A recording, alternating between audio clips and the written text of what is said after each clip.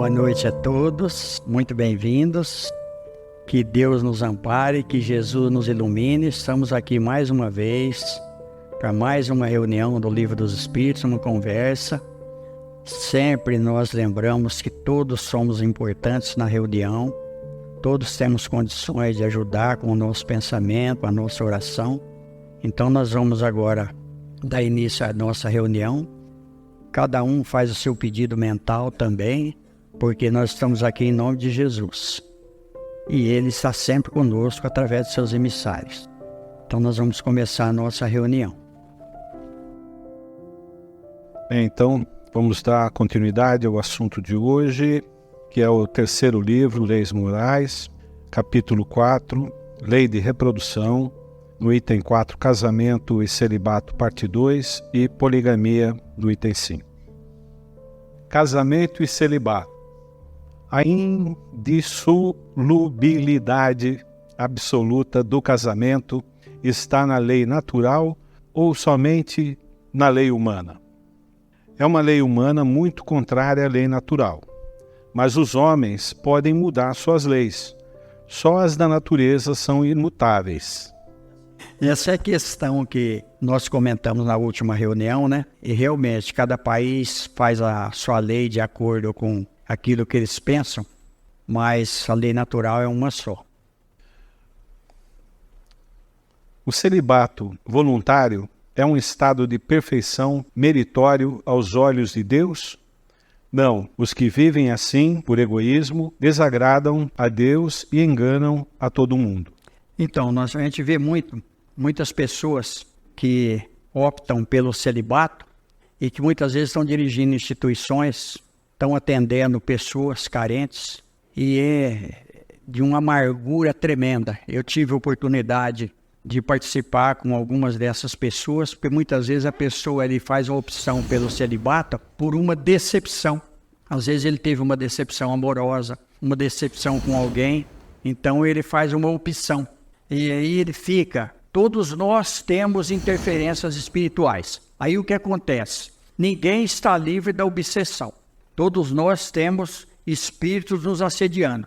Então essas pessoas normalmente são assediadas por espíritos inferiores e muitas vezes eles conseguem extravasar as amarguras, aqueles sentimentos que estão armazenados no íntimo deles, através da profissão ou daquilo que ele está exercendo ali, que na verdade não é caridade, e ele se refugiou. Aí nós vamos ver isso no livro do Conde Rochester, que eu já comentei aqui anteriormente, a Abadia dos Beneditinos, onde a pessoa foi desafiada e para ele não ficar ruim diante da sociedade, ele se refugiou num mosteiro e chegou à direção do mosteiro. Então, o celibato, quando ele acontece numa situação dessa, por alguma decepção, normalmente é o que está falando aqui, é um egoísmo. Desagrada a Deus e engana todo mundo, porque a gente pensa que a pessoa é um missionário e é aquilo que eu já comentei aqui. As aparências muitas vezes se enganam, porque o que manda é o que está no íntimo. Então conhece-se a árvore, novamente Jesus, pelos frutos. Nós vamos ver como que a pessoa cuida. Nós tivemos ocasião de participar de algumas instituições e a gente via pessoas que tinham optado pelo celibato e que tinham uma amargura muito grande, que precisava ser tolerado pelas outras. Então é muito difícil isso daí. O celibato não é da parte de certas pessoas um sacrifício com o objetivo de devotar-se mais inteiramente ao serviço da humanidade? Isso é bem diferente. Eu disse por egoísmo. Todo sacrifício pessoal é meritório quando é para o bem. Quanto maior o sacrifício, maior o mérito. Deus não pode se contradizer nem achar mal o que fez. Não pode ver mérito na violação de sua lei. Mas se o celibato, por si mesmo, não é um estado meritório, o mesmo não ocorre quando constitui, pela renúncia às alegrias da família, um sacrifício feito em proveito da humanidade. Todo sacrifício pessoal com o objetivo do bem e sem dissimulação do egoísmo, eleva o homem acima de sua condição material. Olha que coisa interessante, Eduardo. Olha como que o livro dos Espíritos é esclarecedor. Vocês viram na primeira questão ali a resposta do Espírito, quando é por egoísmo. Aqui nós já temos outra situação. Por exemplo, vamos pegar Chico Xavier, Irmã Dulce, Madre Teresa de Calcutá. Pessoas que renunciaram, que optaram pelo celibato, mas que viveram a favor da humanidade. E tem muitos anônimos que a gente não conhece. Tem um livro que chama Hipnotismo e Espiritismo. Traz para nós algumas questões esclarecendo isso daqui. E olha só para vocês verem. No livro Renúncia, nós vamos ver ali o celibato da Alcione para poder atender a humanidade. E nós tivemos N situações desse jeito. Aí tem um outro livro muito interessante, Os Funerais da Santa Sé. Nós vamos ver ali o que acontece muitas vezes com pessoas que optaram por uma vida celibatária e que muitas vezes são agoniadas. Por isso que existem muitos conflitos íntimos, às vezes dentro de certas instituições, onde o celibato é obrigatório. Nada deve ser obrigatório nesse mundo, nada. Tudo tem que ter liberdade. Quando é imposto alguma coisa a alguém, ele fica contrariado. Por isso nós não devemos forçar ninguém a ser espírita, porque nós não podemos violentar a consciência de ninguém. Às vezes nós estamos no espiritismo, o espiritismo é bom para nós. Aí nós queremos que todos sejam espírita. Completamente errado. O que vai salvar nós são os nossos atos. Então, independe onde nós estamos frequentando. É aquilo que nós vamos fazer. Se nós estamos fazendo alguma coisa forçada, está tudo errado. Por exemplo, tem pessoas que ele às vezes vai numa doutrina porque pai e mãe é daquela doutrina e normalmente ele é forçoso a seguir aquela doutrina. Também está tudo errado, porque ele está ali da boca para fora. O íntimo dele é outro. Então, o nosso sentimento é que vai ditar a nossa vida. Então, está dentro disso daqui, ó, renúncia, né? O mesmo ocorre quando constitui pela renúncia as alegrias da família, um sacrifício feito em proveito da humanidade. Eu sempre cito o Chico Xavier. O Chico Xavier queria constituir uma família. Ele renunciou a tudo. E tem uma passagem interessantíssima do Chico Xavier que vale a pena colocar aqui. A irmã do Chico Xavier teve um problema psiquiátrico severo. Olha para vocês verem, a irmã do Chico Xavier, o maior missionário que esteve na Terra, depois de Jesus, Chico Xavier era o maior espírito que esteve reencarnado na Terra. E aí, ela precisaria ir para o sanatório. E o Chico começou a chorar, porque ela tinha um filho com deficiência. Era o filho dela que era deficiente. A criança começou a chorar e o Chico começou a chorar também. Aí o guia dele, o Emmanuel, falou, por que o senhor está chorando? Ele falou, não está vendo? A minha irmã vai para o sanatório. E a criança? Ele falou, toma o lugar da mãe e cuida da criança. Ele falou, mas ela é minha irmã. Ele falou, então, quantas irmãs suas vieram aqui e você não chorou por nenhuma delas? Por que você vai chorar por uma? Olha para vocês verem o raciocínio nosso. Então nós somos todos irmãos. Aí o Chico Xavier tombou o lugar da criança, mas ele perguntou antes ainda. A minha irmã vai sair logo do sanatório? Ele falou, vai sair logo. Ela ficou 6 anos internada. E o Chico, durante 6 anos, cuidou da criança. Então olha para vocês verem. Alguém que renunciou. Eu tive um amigo meu aqui em Americana. Olha, ele me apareceu aqui agora. Por isso que eu vou falar, tá? Antônio, não vou falar o sobrenome. Ele renunciou a tudo para cuidar dos sobrinhos. Olha só, ele renunciou. O Antônio foi um espírita convicto. Todos os livros clássicos que eu tenho na minha casa, e são muitos, foi o Antônio que me deu. Nós conversamos muito. O Antônio, ele era um missionário. O Antônio trabalhava numa empresa, numa tecelagem aqui em Americana, ele se aposentou. Ele andava de bicicleta aos domingos, porque ele não tinha carro. Ele carregava um pacote de macarrão, uma sacolinha com alimentos e saía vendo aonde tinha pessoas que precisavam. Ele era um desses que optou.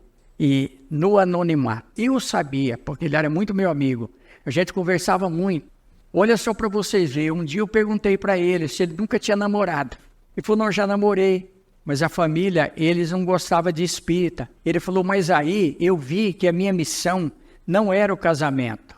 Eu precisaria cuidar dos meus sobrinhos, que ele tinha um tanto de sobrinho, que agora eu não lembro a quantidade, ele cuidou de todos eles. E por incrível que pareça, ficaram todos órfãos e caíram para o Antônio cuidar.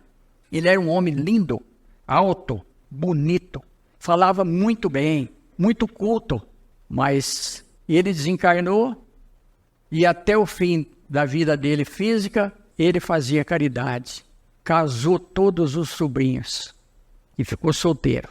Então, olha aí, é um que optou por isso aqui. Não renunciou à verdadeira missão. Não. Nós temos de cuidar, de orientar aqueles que estão sob a nossa guarda, vamos dizer assim. Não deixou de ser pai. Exatamente. Não deixou de cumprir a lei natural. Exatamente. Então, por aí a gente vê. Então, não são pessoas frustradas, porque muitos são frustrados. Estão ali porque tiveram alguma decepção, como nós comentamos antes. Poligamia. A igualdade numérica que mais ou menos existe entre os sexos é um índice de proporção segundo o qual eles devem estar unidos? Sim, porque tudo tem um fim na natureza. Qual das duas, a poligamia ou a monogamia, está mais conforme com a lei natural? A poligamia é uma lei humana, cuja abolição marca um progresso social. O casamento, segundo os objetivos de Deus, deve ser fundado sobre a afeição dos seres que se unem. Com a poligamia não há afeição real, mas sensualidade. Olha só, que livro fantástico para nós, esclarecendo. Aqui não quer dizer que o livro dos Espíritos está dando direção, forçando a nossa vida física, mas está dando um direcionamento correto para nós. Aí nós vamos ver no livro Evolução em Dois Mundos, onde vai comentar muito isso daqui. Na Era do Espírito, outro livro, que também comenta muito. Vida e Sexo, do Emmanuel, que também comenta muito. Sexo e Destino, também do André Luiz. Olha quantas informações nós temos espirituais para a gente poder dar um direcionamento na nossa vida, para a gente poder seguir o caminho correto. Então aqui, porque é o seguinte, quando existe uma situação dessa, é porque a pessoa não é feliz. E ele começa a buscar. E quanto mais ele busca, mais ele se frustra, porque ele não se realiza. Então a gente vê que é uma pessoa que ele não está realizado. Só que vai criando vínculos. Nós comentamos na última reunião aqui sobre o casamento, e a pessoa, muitas vezes, ele vai criando vínculo, porque ele está trocando energia. Muitas vezes, ele fez aquilo por fazer, mas a pessoa que correspondeu com ele, principalmente se for mulher, ela se entregou. Ela criou um vínculo. Houve ali uma união de pensamento, ainda que momentânea e que rápida, que aquilo ali vai marcar. Porque tudo fica marcado no universo. Em algum lugar nós vamos responder por isso. Então olha a situação nossa aí, que está dentro disso daqui. É a lei de Deus. É uma união principalmente fraterna, aonde a gente tem que dialogar. Porque o amor, às vezes, ele não surge de repente. O amor, ele é construído dia a dia. É através do sofrimento, é através das diferenças. Quando a pessoa separa, que ele fala que separou por incompatibilidade de gênero, não. É o contrário. Era muita compatibilidade e aí não dá certo, porque tem que ter incompatibilidade. A gente tem que, às vezes, discutir.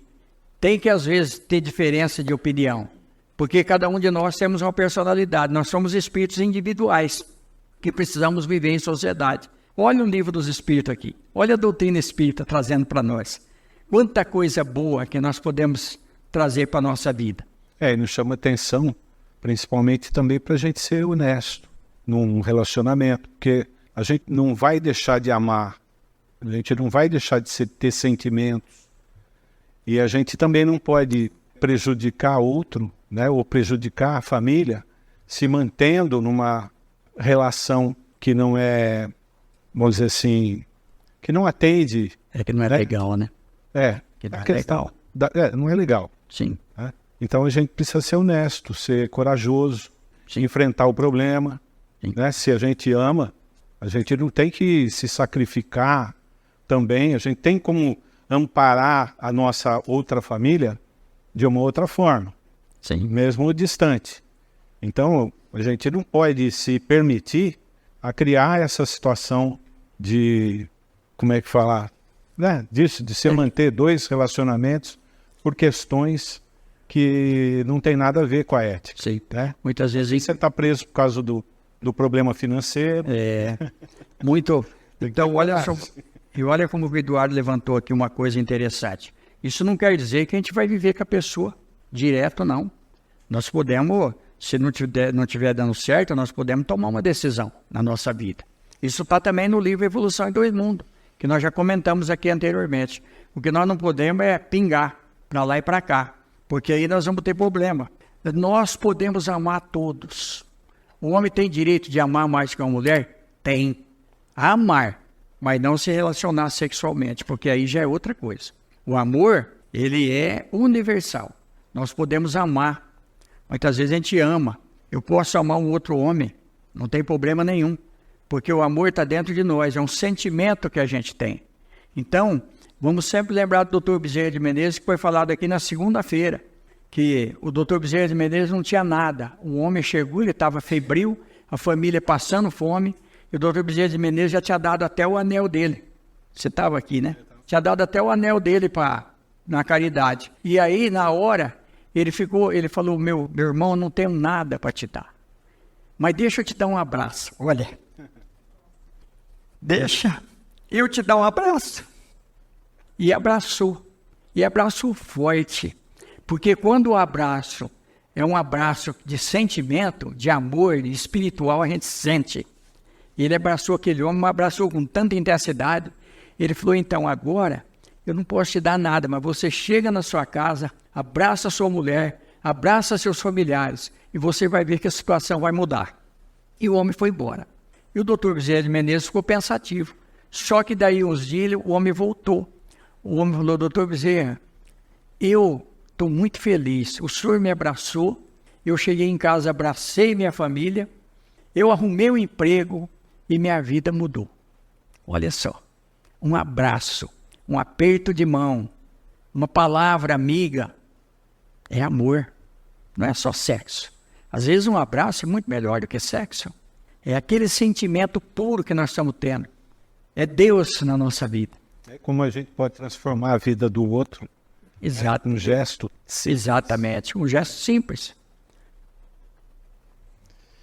Se a poligamia fosse, segundo a lei natural, ela deveria poder ser universal, o que seria materialmente impossível, visto a igualdade numérica dos sexos. A poligamia deve ser considerada como um uso ou uma legislação particular apropriadas a certos meios e que o aperfeiçoamento social faz pouco a pouco desaparecer. Sim, está aqui. Mateus, Jesus, as grandes tribulações. Ai daquela que estiver grávida, que estiver amamentando naqueles dias. E nós estamos vendo na Terra uma diferença já de mulheres para homem. Tem mais mulheres que homens.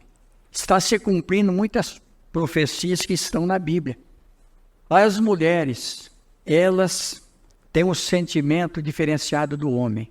Se estivesse tudo na mão das mulheres, e se elas se entenderem, as coisas seriam diferentes. Nós não estamos aqui puxando a saidinha para o lado das mulheres, não. É uma questão de sentimento. Por isso a beleza da doutrina espírita. O espírito tem sexo, questão 200 do Livro dos Espíritos. Não como entendeis, porque pode reencarnar como mulher e como homem. Depende daquilo que o espírito precisa. Como muitos espíritas no sexo masculino desviaram completamente a trajetória da humanidade, tem mais mulher do que homem na Terra. E aí tem mais problemas também para a organização feminina, mas é um assunto que dá pano para manga, dá uma palestra de umas 2h30 mais ou menos, que nós já fizemos. Não é o assunto de hoje, só para a gente entender o que está aqui dentro disso. O assunto da próxima semana é a continuidade do terceiro livro, Leis Morais, capítulo 4, Lei de Conservação, e tem um instinto de conservação. Então nós vamos ver tudo que Deus colocou para nós aqui na Terra. Tudo. A nossa vida, os nossos sentimentos, tudo aquilo que nós vivemos dentro dos nossos lares, fora dos nossos lares, situações que a gente tem, que muitas vezes a gente não consegue entender, a doutrina espírita esclarece para nós. A doutrina espírita, olha, Jesus. Eu voltarei por sobre as nuvens. Jesus está conosco aqui, através dessa doutrina maravilhosa que prega o amor incondicional, sem rótulo. Aquele amor que um dia nós vamos sentir dentro de cada um de nós. Aquele sentimento de pureza, aquela paz que nós buscamos. Minha paz vos dou, minha paz vos deixo. Não vos dou a paz do mundo, mas vos dou a paz de Deus, que o mundo não vos pode dar. Nos abençoe, Senhor.